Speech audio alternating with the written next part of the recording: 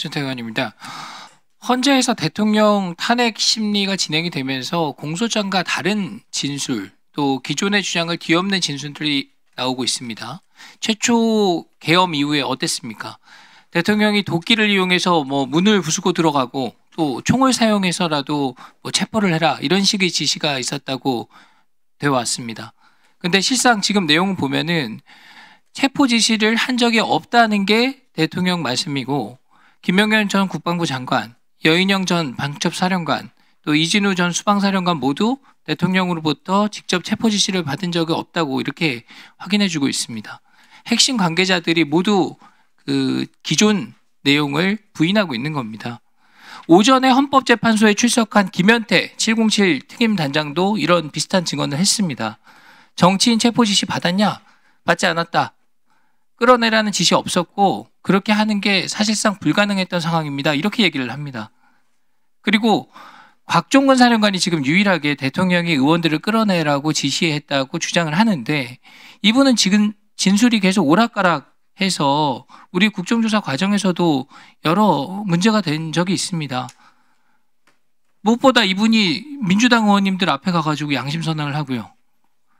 민주당 의원께서 공익제보자 신고를 대신해 주겠다고 해가지고 만나서 서명하고요.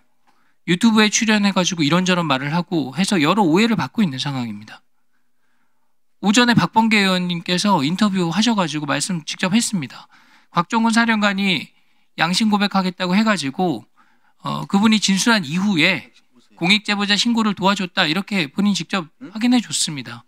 법조인 출신의 법무부 장관까지 지내신 분이 또 야권의 유력 정치인께서 도움을 준다고 하니까 당연히 받아들였던 거겠죠. 홍장원 국정원 전 차장, 여기도 대통령으로부터 직접 지시를 받은 적이 없는데 마치 자기가 직접 지시받은 것처럼 얘기를 해서 국정원장과 진술이 계속 엇갈렸어요. 대통령께서는 국정원장이 해외 출장을 갔다고 생각을 해가지고 1차장한테 전화를 했는데, 통화에서 계엄 관련된 구체적 지시가 없었고 방첩사 도와가지고 간첩 등을 잡아들이라는 지시를 했다고 이렇게 말씀을 하고, 이런 점이 여러 배경을 통해서 확인이 되고 있습니다. 홍 차장이 최초에 대통령으로부터 체포 지시를 받았다고 직접 주장했어요. 그리고 지금은 대통령으로부터 직접 지시받은 게 아니다. 여인영 방첩사령관 통화하는 과정에서 무슨 명단을 불러줘서 알게 됐다. 이렇게 얘기하고 있지 않습니까? 자, 근데 마치 자기가 어떤 부당한 지시를 받았는데 그것을 정의롭게 거부하는 과정에서 본인이 경질된 거다. 이렇게 주장하고 있는 겁니다. 근데 국정원장께서 이 자리에 나와서 말씀하셨습니다. 경질한 것은, 사표 받은 것은 내가 결심해갖고 요구한 것이고, 내가 분명히 증언하고 내가 2번, 3번 확인한다. 이렇게 말씀하셨습니다. 근데 혼자서만 그게 아닐 거다. 그럴 리가 없다. 윗분 대통령 뜻이지 않겠냐. 이렇게 말을 하고 있는 겁니다. 잠시 시간 멈춰주시고요. 이진우 중장님 나와주시죠.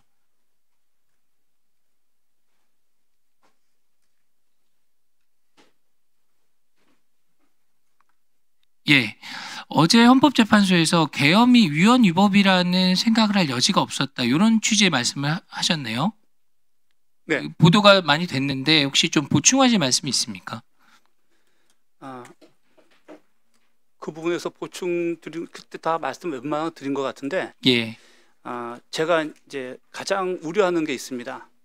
민주주의 국가의 문민 통제 체제에서 군인, 특히 저같이 야전에 있는 특히 서울 지키는 사령관이 대통령이라든가 장관의 명령이 위법이라고 생각해서 제가 반기를 들면 어떤 상황이 벌어지겠습니까? 제 마음대로 하는 겁니다. 그게 바로 쿠데타입니다. 그렇기 때문에 항명죄라는 게 있는 겁니다. 왜냐하면 민주주의 체제에서 인권과 가장 반하는 게 항명입니다. 왜냐하면 자기 생명을 내가 보호할 수 없게끔 만들어 놨거든요. 예.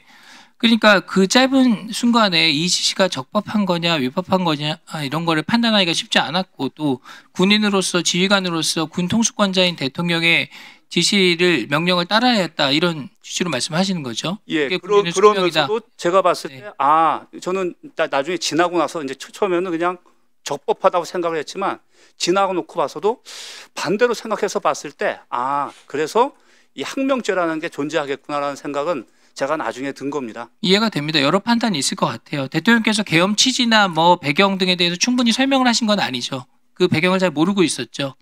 그때는 전혀 몰랐습니다. 예, 알겠습니다. 네. 마치겠습니다. 네, 수고하셨습니다. 용해인 의원님 질의해 주십시오.